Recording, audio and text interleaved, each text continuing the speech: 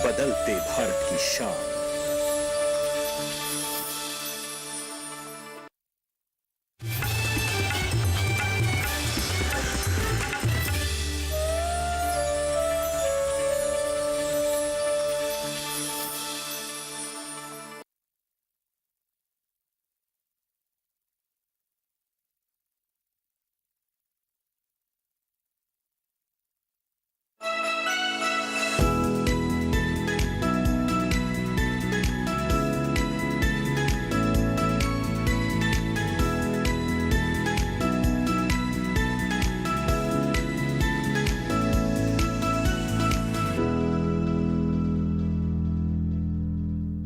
नमस्कार, आप सभी का स्वागत कृषि दर्शन में। मैं हूं मुकुल शर्मा।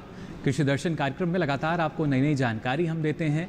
आज के कार्यक्रम की अगर बात की जाए, आज भी महत्वपूर्ण जानकारी आपके लिए हम लेकर आए हैं। साथ ही आपको बता दें, रबी सीजन के लिए सरकार द्वारा जो न्यूनतम समर्थन मूल्य है MSP, उसमें ज़ोरदार बढ़ोतरी की है। इस बारे में भी आपको हम एक रिपोर्ट के जरिए बताएंगे क्या कुछ खास चल रहा है, कितना फ़ायदा इससे किसानों को होगा। लेकिन आइए सबसे पहले यहाँ हम बात करते हैं खेती किसानी की, जिसमें आज आपको हम जानकारी देने जा रहे हैं कि कैसे बाजरे या सरसों की जो फसल हैं, इनके ज़रिए हमारे खेत में, यानी जो हमारी मृदा है उसमें जो पोषक तत्व हैं उनका ह्रास नहीं होगा। आमतौर पर हम देखते हैं जब भी फसल हम लगाते हैं तो फसल बोने से लेकर उसकी कटाई जब हम करते हैं तब तक पोषक तत्वों की कमी हो जाती है और उस वजह से हमें लगातार फसल में जो उर्वरक हैं वो डालने पड़ते हैं, जिससे हमारी लागत बढ़ती है।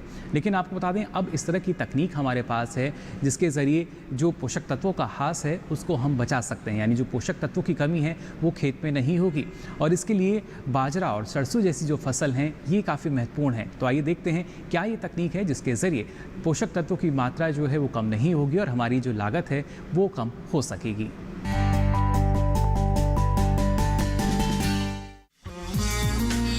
पौधे मिट्टी से जितने पोषक तत्व लेते हैं उतने वापस मिट्टी में नहीं जा पाते। हालांकि फसल अवशेषों में पोषक तत्वों की पूर्ति के गुण मौजूद होते हैं, लेकिन बाजरा आमतौर पर चारे के लिए उगाई जाने वाली फसल है और इसमें बहुत कम अवशेष मिट्टी को मिल पाते हैं। सरसों में अवशेष जरूर मिलते हैं, लेकिन उन्हें ईंधन के रूप में इस्तेमाल कर लिया जाता है, यानी मिट्टी के हाथ यहाँ से कुछ खास नहीं लगता। इससे मृदा जैव कार्बन में गिरावट आ जाती है, जो मिट्टी के क्षरण और स्वास्थ्य संबंधी समस्याओं का कारण बनती है। मिट्टी की सेहत ठीक नहीं होगी तो उसका सीधा असर उपज पर पड़ेगा। उत्पादकता में सुधार के लिए सरसों में फली फसल आधारित रिले प्रणाली के जरिए विविधता लाना जरूरी समझा गया। इसके लिए वैज्ञानिकों ने बाजरा आधारित प्रणाली के जरिए सरसों में बरसीम की रिले फसल का प्रदर्शन किया। प्रदर्शन के दौरान सरसों की खड़ी फसल में बरसीम की रिले क्रॉपिंग की गई थी। इसके लिए खरीफ सीजन के दौरान बाजरे की संकर किस्म और सरसों की RH 749 प्रजाति स्थापित की गई थी। सरसों के 30 से 35 दिन की स्थापना के बाद सरसों की पहली सिंचाई से पहले 20 किलो प्रति हेक्टेयर के हिसाब से बरसीम की वरदान किस्म बोई गई। बोने से पहले बरसीम के बीज को उचित दवाओं से उपचारित किया गया। सरसों की कटाई के बाद टिलरिंग, हेड फॉर्मेशन और बीज भरने के दौरान 3 सिंचाई की गयी। इस बीच कीटों का छिटपुट हमला हुआ तो उसे उचित दवाओं से खत्म कर दिया गया। इस तरह बरसीम चारे की फसल मई के तीसरे से चौथे सप्ताह तक काटी गई। दूसरे साल देखा गया कि सामान्य तरह से बोई गई फसल की तुलना में रिले विधि से बाजरे की बीज उत्पादकता में 14 से 27% और सरसों की उत्पादकता में 11 से 26% का इजाफा हुआ। हालांकि बिना रिले फसल के मुकाबले रिले फसल की प्रति हेक्टेयर लागत करीब 19,500 रुपए ज्यादा थी, लेकिन मुनाफा 43,500 रुपए अधिक आया। सरसों में बरसीम फलियों की फसल के प्रदर्शन के ये नतीजे निकलकर सामने आए कि इससे नाइट्रोजन फिक्सेशन के जरिए मिट्टी की उर्वरता में सुधार होता है। इसके अलावा रोगाणुओं को पनपने के लिए एक सबस्ट्रेट के रूप में अवशेषों के माध्यम से SOC में भी सुधार आता है। साथ ही मैक्रो और सूक्ष्म पोषक तत्वों की उपलब्धता बरसीम अवशेषों की वजह से बढ़ गई और जुताई के दौरान ये हल परत में शामिल हो गई।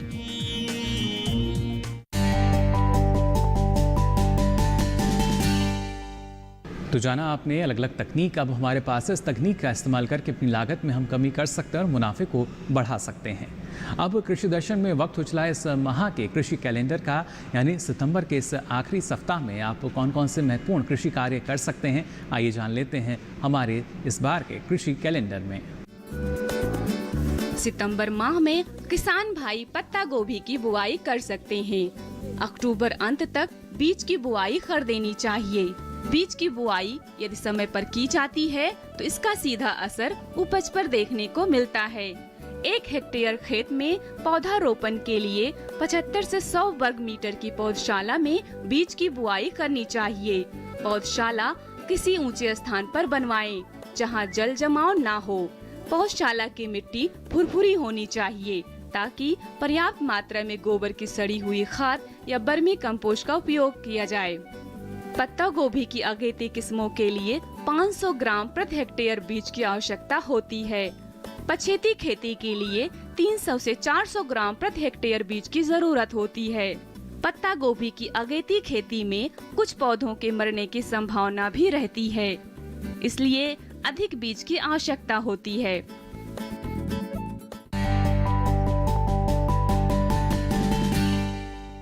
और फिलहाल कृषि दर्शन में यहाँ वक्त हो चला एक छोटे से ब्रेक का। ब्रेक से लौटेंगे तो बात करेंगे कृषि स्टार्टअप की। आप बने रहिए दूरदर्शन किसान पर।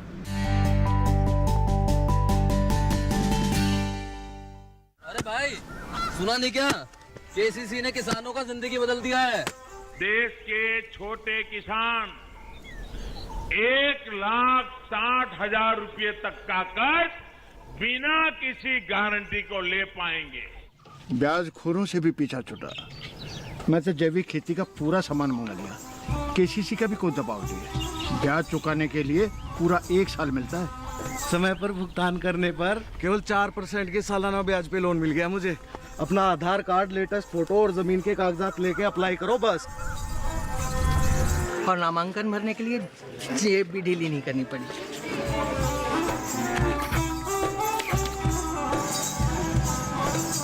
चाचा, उधार चुकाने के 24 घंटे के बाद उतने ही पैसे वापस निकाल सकते हैं। केसीसी ने किसानों की जिंदगी वाकई बदल दी है। तो आप भी किसान क्रेडिट कार्ड अपनाएं और सहजता से ऋण पाएं।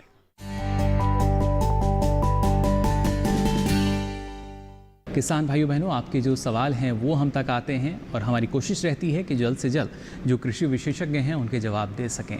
बात अक्सर हम इन दोनों करते हैं मार्केट इंटेलिजेंस की। जी हाँ, मार्केट इंटेलिजेंस है क्या, किस तरीके से किसानों को जानना ज़रूरी है और क्या लाभ इसका हमारे किसानों को मिल सकता है, इस बारे में जानकारी दी भारतीय कृषि अनुसंधान परिषद के उप महानिदेशक ने। आइए देखते हैं ये खास रिपोर्ट।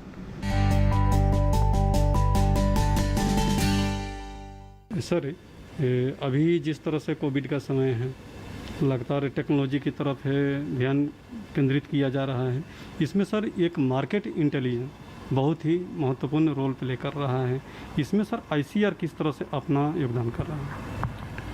देखिए, मार्केट इंटेलिजेंस का सीधा मतलब है कि बाज़ार की जो चाल है वो हम पहले से यदि समझ पाएँ तो उस विषय को ही हम मार्केट इंटेलिजेंस कहते हैं। और इसके लिए सरकार ने तमाम सुविधाएं अभी प्रदान की। जैसे ई नाम का प्लेटफॉर्म सरकार ने अभी बनाया, और ई नाम का प्लेटफॉर्म यही है कि किसान इतना इंटेलिजेंट हो, वेबसाइट पर जाए और सर्च करे, देखे कि किस बाज़ार में ज़्यादा मूल्य उसको मिल रहा है। तो स्थानीय बाज़ार में यदि उसको मूल्य अधिक नहीं मिल रहा, दूर के बाज़ार में ज़्यादा मिलता है, तो वहाँ पर वो आसानी से इलेक्ट्रॉनिक माध्यम का प्रयोग करते हुए ई नाम प्लेटफॉर्म पर रजिस्ट्रेशन करके अपने उत्पाद को बेच सकते हैं। दूसरा ये कि कई कंपनी सर्वे भी कराती हैं लोगों का रुझान किधर है। यदि हमको मालूम पड़ जाए कि किसी देश में इस विशेष किसी एक खाद्यान्न की कमी है और वो देश हमसे मांगता है, तो देश भी इस तरह का मार्केट इंटेलिजेंस करता है कि दूसरे देशों में किस चीज़ की ज़रूरत है, उसके अनुसार हम उत्पादन करें, किस गुणवत्ता को चाहिए उनको। जैसे बासमती राइस का जो यूरोपियन यूनियन में या पूरे यूरोप में जो स्टैंडर्ड है, उसके अनुसार वही स्टैंडर्ड अमेरिका में नहीं फॉलो होता। अमेरिका में दूसरे स्टैंडर्ड का बासमती राइस चाहिए। यदि आप मिडिल ईस्ट की बात करें, अरब की बात करें, तो वहाँ पर दूसरे स्टैंडर्ड का राइस भी वो पसंद करते हैं और मांगते हैं। तो जहाँ का जो बाज़ार है, कई जगह स्टिकी राइस जो राइस चिपकता है चावल उस तरह का चाहिए जैसे जापान वगैरह देश हैं। तो उन देशों को देखते हुए और उनकी डिमांड क्या है उसको देखते हुए जो उत्पादन हम करें, चाहे स्थानीय बाज़ार को देखते हुए या दूसरे जगह के बाज़ार को देखते हुए, लोगों के रुझान को देखते हुए, उनकी पसंद को देखते हुए, और ये सरकार कर रही है, इनाम के माध्यम से कर रही है, और जो तमाम सर्वे वगैरह भी सरकार कर रही है, उत्पादन को भी देख रही है सरकार। मार्केट इंटेलिजेंस के लिए ये भी जानना है कि कितने एरिया में कौन सी वैरायटी या कौन सा क्रॉप की खेती हो रही है, उसके लिए भी ड्रोन एप्लीकेशंस हैं, सैटेलाइट का एप्लीकेशन है, वो भी सरकार उसका प्रयोग कर रही है, संस्थान भी कर रहे हैं। और एक कह सकते हैं कि दृश्य प्रस्तुत किया जा रहा है कि यहाँ पर इसका उत्पादन हो रहा है, इसको और बढ़ाया जा सकता है, यहाँ पर इसकी आवश्यकता है और इस बाज़ार में इसकी आवश्यकता है, वैसा उत्पादन हमें करने की ज़रूरत है और उस भाव से हमें बेचने की ज़रूरत है। सर, मार्केट इंटेलिजेंस में ICR है या मिनिस्ट्री है, वो अपना कंट्रीब्यूशन कर रहे हैं, लेकिन इससे किसानों को कितना फ़ायदा हो रहा है और किसान भी इसमें कितना अपना योगदान दे रहे हैं?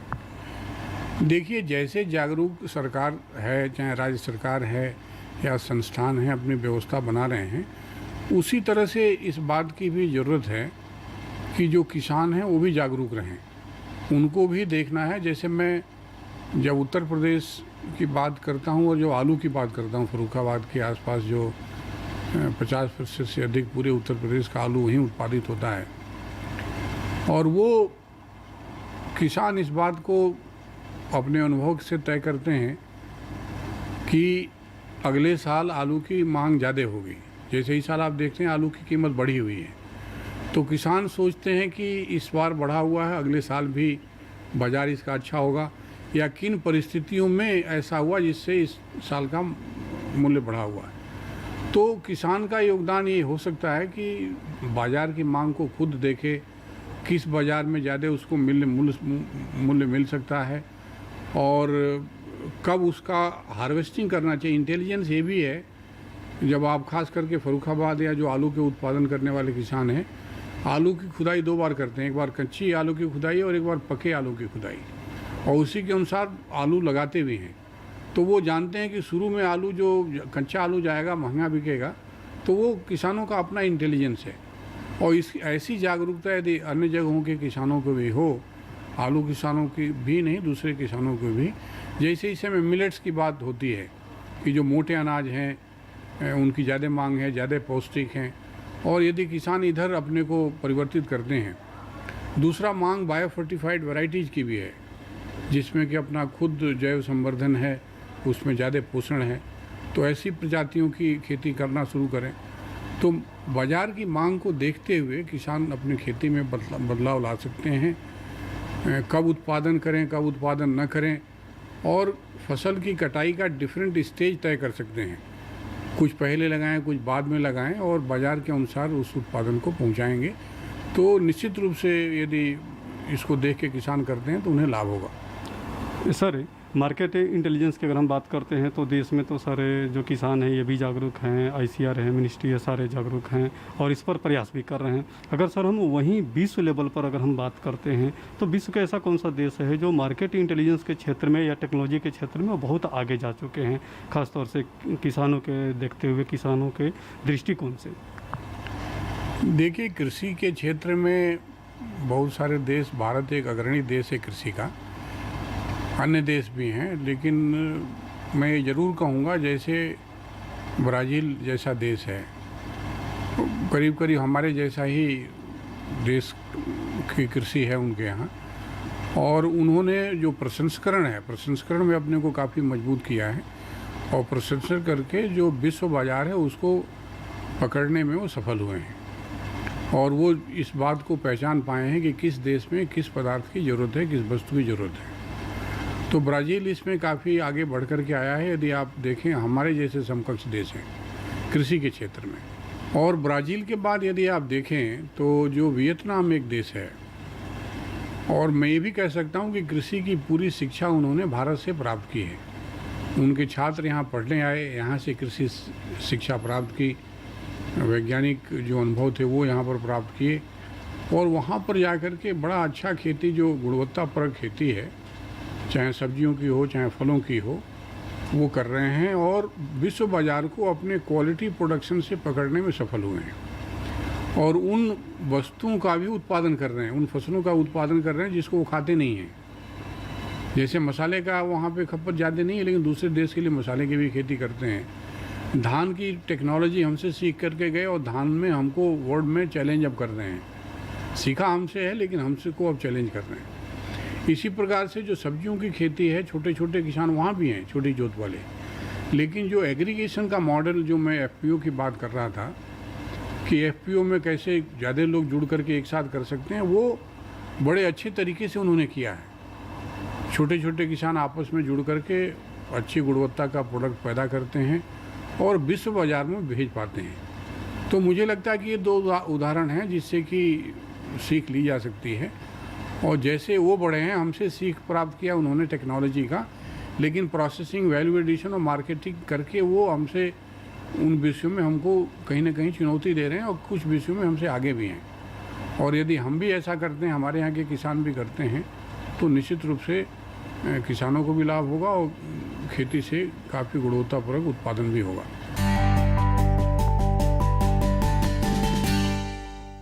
और इसी के साथ ही कृषि दर्शन में वक्त हो चला एक छोटे से ब्रेक का। आप बने रहिए दूरदर्शन किसान पर।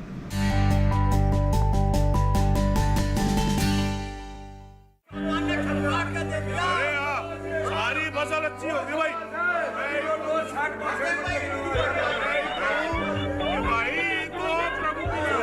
और अब एक जरूरी सूचना, देश के कुछ राज्यों में किसानों द्वारा बड़े पैमाने पर पराली जलाने से आसमान में धुंध छा गई है। लाखों लोगों को सांस लेने में तकलीफ हो रही है।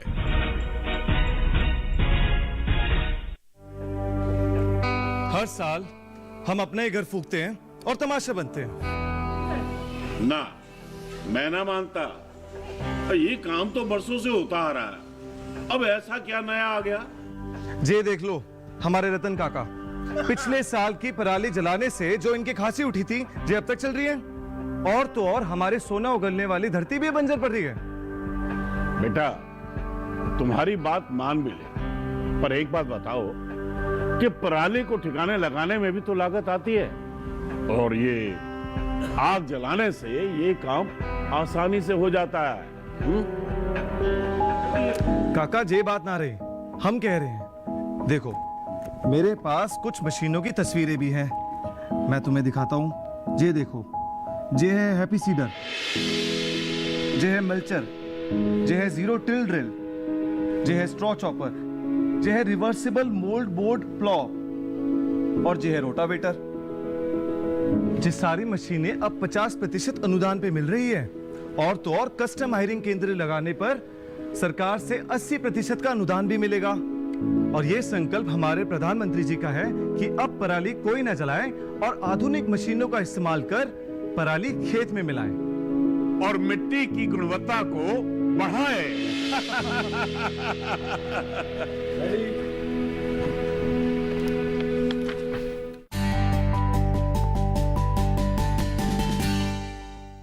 आगे बढ़ते हैं और आपको बताते हैं किसानों के हितों को ध्यान में रखते हुए केंद्र सरकार ने एमएसपी में जोरदार बढ़ोतरी की है। जी हाँ, यानी न्यूनतम समर्थन मूल्य जो है हमारे रबी सीजन के लिए घोषित कर दिया गया है। आइए लेते हैं इसके बारे में और अधिक जानकारी हमारी इस खास रिपोर्ट में।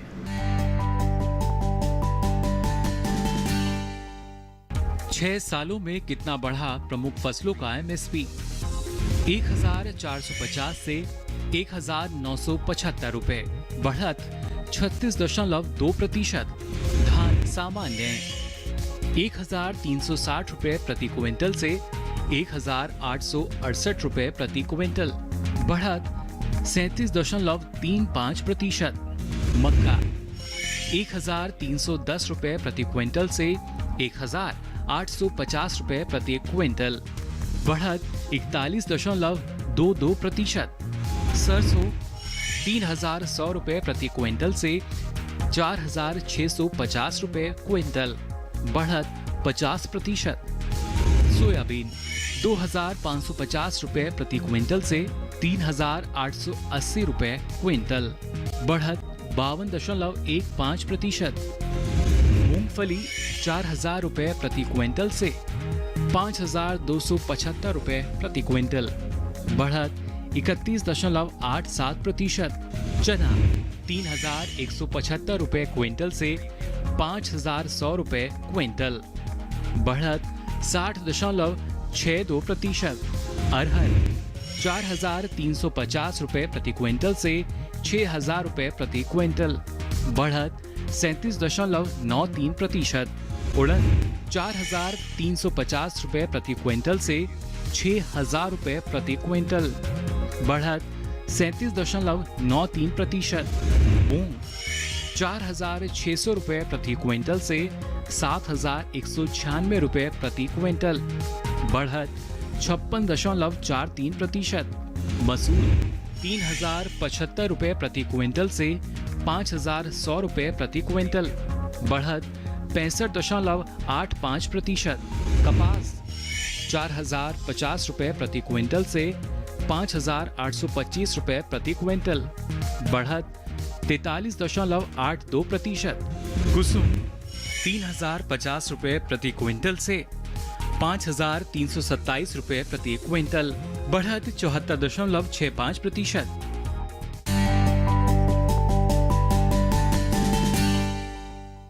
आइए कृषि दर्शन में आगे बढ़ते हैं और अब बात करते हैं ई-नैम की। जी हाँ, किस तरह की ये ऐप जो कि शुरू की गई थी, क्या है इसमें और ज़्यादा जानकारी हमारे किसानों के लिए, आइए देखते हैं। ENAM national agriculture market Bharat सरकार द्वारा प्रवर्तित एक Akhil Bharatiya electronic trading portal है जो कृषि जिंसों के लिए एकीकृत राष्ट्रीय बाजार बनाने के लिए मौजूदा मंडियों को नेटवर्क करता है। मोबाइल ऐप का उद्देश्य व्यापारियों द्वारा दूरस्थ बोली लगाना और किसानों तक पहुंच और उनके स्मार्टफोन पर किसानों और अन्य हितधारकों के लिए संबंधित जानकारी तक पहुंच प्रदान करना है। ENAM मोबाइल ऐप व्यापारियों द्वारा बोली लगाने की सीमित सुविधाओं और ENAM पर व्यापार से संबंधित जानकारी देखने के साथ जारी किया गया है। यह ऐप वेब संस्करण में उपलब्ध ENAM एप्लीकेशन की प्रतिकृत नहीं है। मोबाइल ऐप में व्यापारियों के लिए सीमित कार्य उपलब्ध हैं। व्यापार के लिए उपलब्ध लॉट के लिए बोली लगा सकते हैं, एक नई बोली दर्ज कर सकते हैं या अंतिम बोली मूल्य बदल सकते हैं।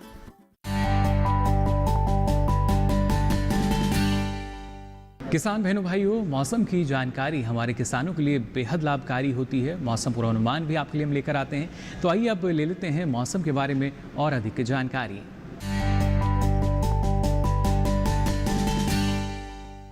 जो आज की महत्वपूर्ण खबर है वो है मॉनसून की वापसी। आज 28 तारीख को मौसम विभाग ने उत्तर पश्चिमी राजस्थान और पंजाब के कुछ हिस्सों से मौसम की वापसी को डिक्लेयर कर दिया है और आने वाले 3 दिनों में हरियाणा के, पंजाब के, कुछ हिस्से यूपी के और मध्य प्रदेश से मानसून की वापसी हो सकती है। और उसका मुख्य कारण है जो आप देख रहे हैं, आपके यहाँ पर उत्तर पश्चिम भारत में एंटी साइक्लोनिक कंडीशंस डेवलप हो चुकी हैं और उसके चलते नमी में कमी आएगी, बदली में कमी आएगी, वर्षा नहीं होगी और पिछले कुछ दिनों से वर्षा भी नहीं हो रही है और अगले 3 दिन में भी वर्षा नहीं है। तो इसलिए अब मानसून की वापसी शुरुआत हो चुकी है। जहाँ तक चेतावनी का सवाल है तो हाँ, हमारे देश के कुछ हिस्से ऐसे हैं जैसे उत्तर पूर्वी इलाके हैं जहाँ पर असम, मेघालय और त्रिपुरा, इन यहाँ पर इक्का दुक्का जगह में भारी बारिश हो सकती है। और 29 तारीख की बात करें तो कुछ हिस्से जो हैं आपके केरला, दक्षिण अंदरूनी कर्नाटका और उसके साथ साथ तमिलनाडु, तेलंगाना, यहाँ पर इक्का दुक्का जगह पे भारी वर्षा हो सकती है। 30 तारीख को उड़ीसा में इक्का दुक्का जगह बारिश और उसके बाद के 1-2 दिनों की बात करें तो फिर उत्तर पूर्वी इलाकों में इक्का दुक्का जगह में भारी वर्षा हो सकती है। बाकी के क्षेत्रों में भारी वर्षा की संभावनाएं नहीं है। और आइए अब कृषि दर्शन में नज़र डाल लेते हैं उन महत्वपूर्ण ट्वीट्स पर जो कि साझा किए गए कृषि और किसानों के लिए।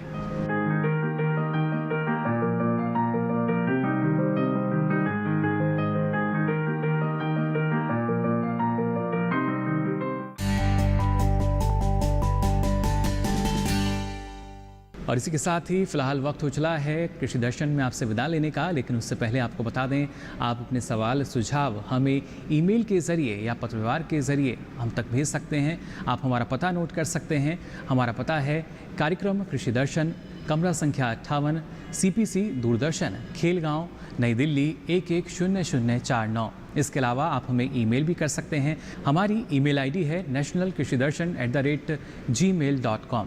हमें इंतज़ार रहेगा आपके सवाल और सुझावों का भी, साथ ही आपकी प्रतिक्रियाओं का भी। कृषि संबंधित ताज़ा जानकारी लेकर फिर होंगे हाजिर। तब तक के लिए दीजिए इजाज़त। नमस्कार।